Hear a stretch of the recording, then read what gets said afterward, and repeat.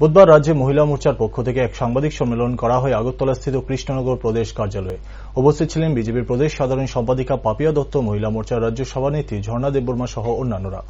সাংবাদিকদের মুখোমুখি হয়ে মহিলা মোর্চার রাজ্য সভানেত্রী ঝর্ণা দেববর্মা বলেন, ধন সম্পদের দেবতা হল গণেশ। ফলে গত 19শে সেপ্টেম্বর থেকে গোটা দেশ এবং রাজ্যে ধুমধাম করে গণেশ চতুর্দশী পূজার শুভ সূচনা করা হয়।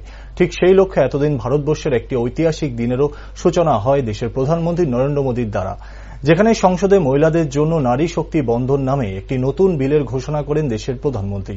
এই বিলের মাধ্যমে সংসদে 33% মহিলাদের জন্য সংরক্ষণ রাখা হয়েছে। এমনকি তিনি ওইদিন স্বামী বিবেকানন্দের একটি মূল্যবান কথার সঙ্গে সামঞ্জস্য রেখে বলেন, নারী শক্তি হল দেশের উন্নয়নের মূল চাবিকাঠি, অর্থাৎ কোন দেশ এবং রাজ্যের উন্নয়নের ক্ষেত্রে সর্বপ্রথম নারীরাই মুখ্য ভূমিকা গ্রহণ করে থাকে।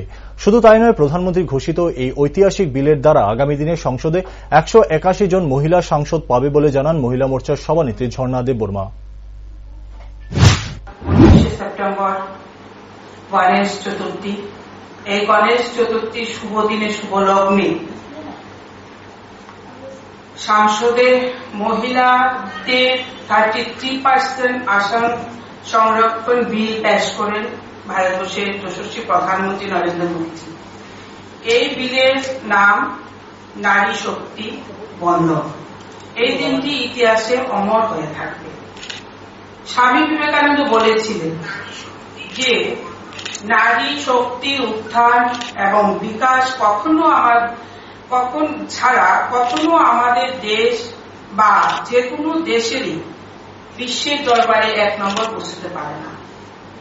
তাই নারী শক্তির উত্থানের ক্ষেত্রে আমাদের প্রধানমন্ত্রী নরেন্দ্র মোদীজি এই যুগান্তকারী সিদ্ধান্ত, আশা করছি 2024 লোকসভা নির্বাচনে এই ঐতিহাসিক সিদ্ধান্ত বাস্তবায়ন হবে এবং আমরা লোকসভায় 33% অর্থাৎ 181 জন মহিলা সাংসদকে আমরা পাব।